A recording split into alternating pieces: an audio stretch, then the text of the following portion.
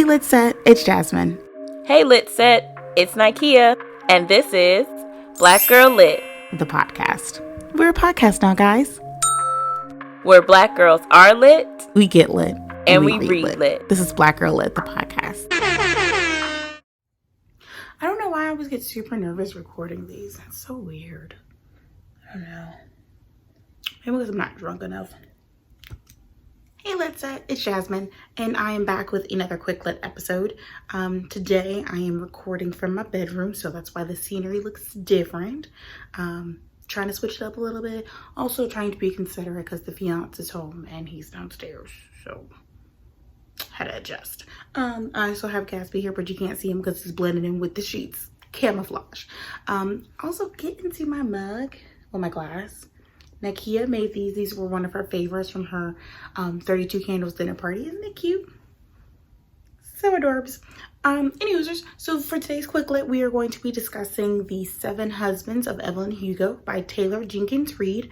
I read this book back in February, January. So we are back to the old quick lits. Yes, we are, because I haven't read any of them. Any new books on the side. I am currently reading a new book on the side. It's the new Hunger Games book, which is YA. Look at me, Nikea. I am reading YA unprovoked growth. Who would have thunk? You're probably happy. I know you are. Any users. So yeah, so we're doing another old quick lit. After I read the Hunger Games, I'll probably be my next quick lit book that I'll do. I need to get back on my side reading, but I've been really consumed with The Sims recently. Like really into The Sims. I think it's because, you know, I have no control in my life. At least I can control their lives, you know? Okay, but any users, let's get into the thick of it, and let's go into the about the author, Taylor Jenkins Reid.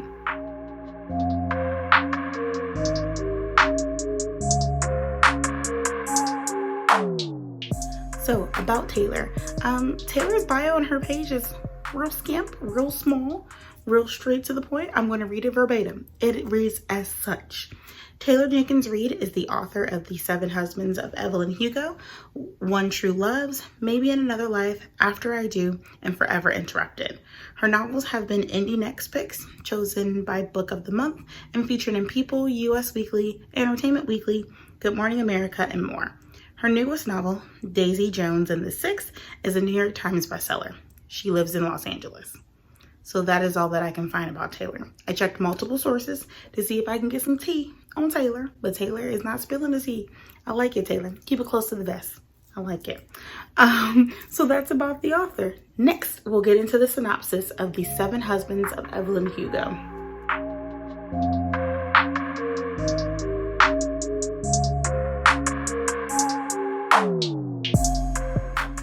So the story of The 7 Husbands of Evelyn Hugo is about Evelyn Hugo, who was a Hollywood starlet back in the golden age of Hollywood, so like the 50s and the 60s. She has now decided that she wants to write her memoirs.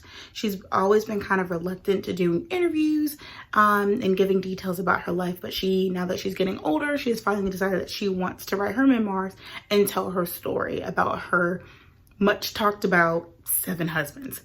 So she decides that she wants to have a specific writer named Monica. I think her name was Monica or Monique. Her name was Monique. Monique do write her memoir. Monique is a novice writer of sorts. Not the person that they thought would have been selected to write the memoir, but she requested her for a specific reason and is the only person that she is willing to talk to.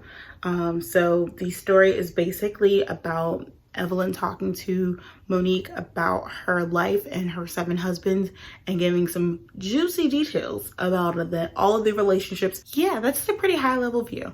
There are some plot twists and some turns within the story, but the high level view is Evelyn just kind of sharing her story as it relates to her marriages. So that is the synopsis of The 7 Husbands of Evelyn Hugo. So next we'll get into my reactions.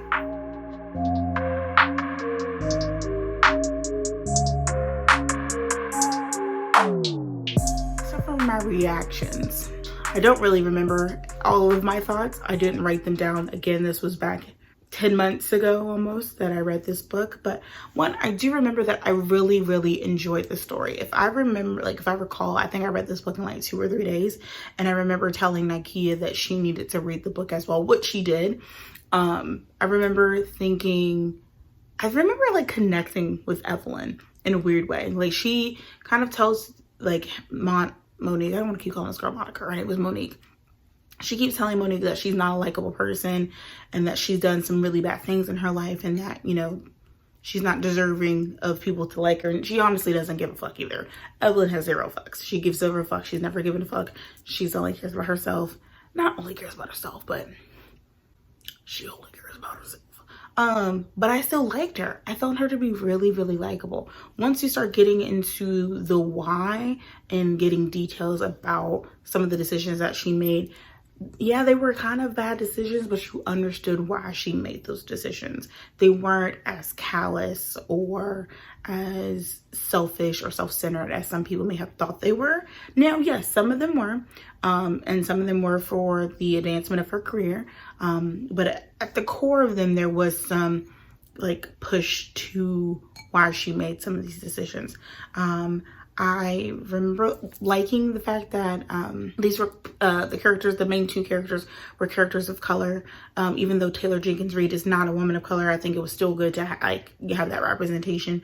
I believe Evelyn was Cuban American and Monique was biracial. So I think that was great to have that as well in the story. And Evelyn being Cuban American gave some context to another reason why she made some of the decisions that she made in her life, and giving some more details into her background. I remember thinking that some of her husbands were trash. Some of them weren't. Yeah, some of them were trash though. Can't remember which ones. I think it's the second husband. Second husband for sure, garbage. It's the only one that I really can remember being super trash. And then also one of the questions or things that they talk about is like, did she love all of her husbands? And that's kind of explained as well. And I think that was some really good information because I hate when I have to do quick lits from old books because I feel like I don't do it justice because it's been quite some time since I read the book. I honestly wanted to go back and reread the book before recording this, but it's not available at the library, the audiobook or the regular book. And I wasn't going to buy it because now that I get books from the library, I very rarely buy books anymore. Shout out to Libby. I'm not going to tell you because it's a major spoiler, but like, so Monique is really trying to understand why Evelyn picked her specifically to write her memoirs and tell the story to. And then when you get to the reason as to why, that's me being speechless. Yeah, I was not expecting it. Like I knew that there was going to be like a reason. It was going to be some kind of like little plot twist, but the reason, the details, the tea was scolding, burned my throat. But it was good though. I liked it. But when I got to it, I was like, was not expecting this, but I appreciated it. So next we'll get into major scenes and topics.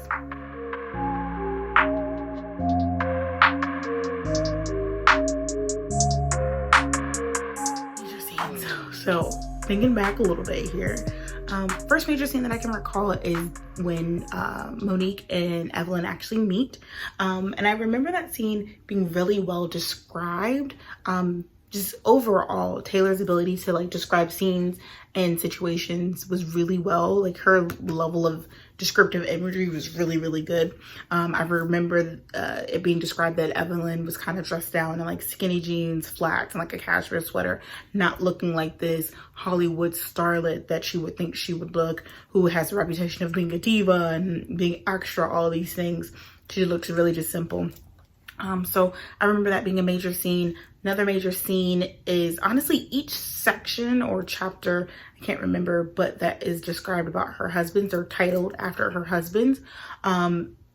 Each one of those top-notch scenes. There is a car accident scene that is really major and big. Academy Awards scene, I believe, was really big, or a major scene. The scenes where Monique is like having conversations with her estranged husband, I think those are also important. Kind of going into those though, I kind of wish more was given to me about the relationship. We get a little bit of backstory, a little bit of information, and I guess you get somewhat of a resolution there. But I wanted more as it related to Monique and her personal life. The story's not about her. The story's obviously about Evelyn. From a topics perspective, I think fame and what people are willing to do to become famous and maintain that fame or their success. Sexuality is another thing that's talked about as it relates to some of the relationships with Evelyn's relationships. And then also acceptance. Acceptance of situations, acceptance of life decisions, acceptance of who you are. Evelyn, like I said earlier, Evelyn talks a lot about how she is not a likable person, and that is something that she has just come to accept. Now granted, I feel like some people like don't be like, oh, this is who I am. Like, are you trying to grow? Make sure you try to grow, but conversation for another day. But I do think it's important to like to understand acceptance, but also related to Monique and her estrangement with her husband, accepting that situation, accepting where they were, and accepting where they could, where the relationship could be. And then of course love. Looking at all of these 7 marriages, was there love in these marriages, the reasoning behind these marriages, and understanding that. And then also just marriage, obviously, what it means to certain people, what people are willing to do to get married, to stay married. So those are the topics that I can recall of the dome. Yeah, I kind of wish I had really gone back and reread this. Like, I really wanted to go back and reread this, but the dang library. So I guess now we'll get into the rating. If you're